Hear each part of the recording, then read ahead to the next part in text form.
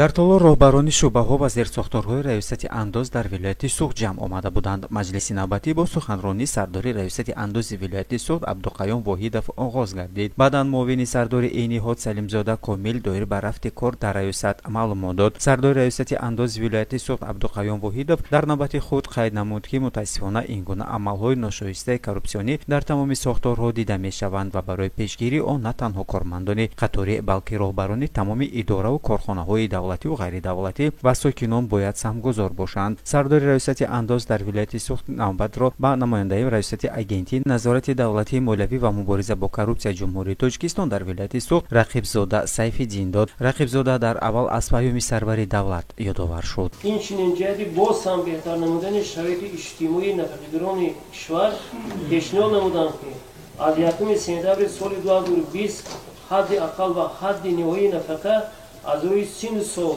ва нафақаи заминавӣ, инчунин нафақаҳои меҳнатии шаҳрвандон 15% зиёд карда шавад.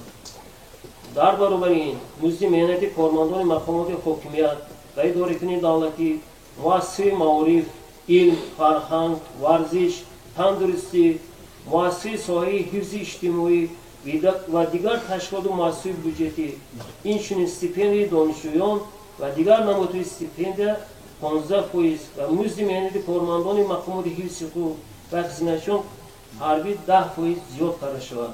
ҳамчунин намояндаи раёсати агентии назорати давлатии молиявӣ ва мубориза бо коррупсияи ҷумҳурии Тоҷикистон дар вилояти Суғд қайд намуд, ки баъзе аз намояндагони корхонаву ширкатҳо аз тарзи нодуруст фаҳмондани андозсупорӣ шикоят доранд, ки дар натиҷа ба нобаробар будани ҳисоби андози корхонаашон овардааст. вақте ки баъд санади тартиб метиҳаду инҷа номотиро нишон метиҳаду баъд бо давар мекунад муҳити не қарздори ҳастааст, пас ҳамон санад аллакай маълумоти таҳрифшуда дорад. дорем ҳолат нисбати ҳамон коргар ё парвандаи ҷиноятӣ оғоз карданад ё ки бояд ҷойгирии маъмурӣ бикашиданд, аллакай санади таҳрифшуда ҳисоб мешавад. аз ин сабаб аз шумо хоҳишмондам ҳамин ҳолатҳоро ҷиддӣ муносибат кунед.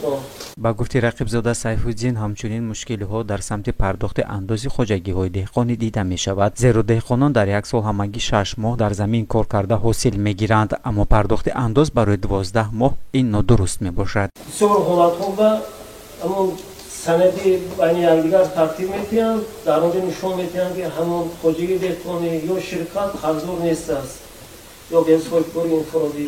баъд мегӯянд баъд чанд вақт даъват мекунанд, мегӯянд ки ҳа шумо ба қарздорӣ ҳаст аз андоз. хеле ин қарздорӣ пайдо шуд, аз ҳисоби истифодаи кироя.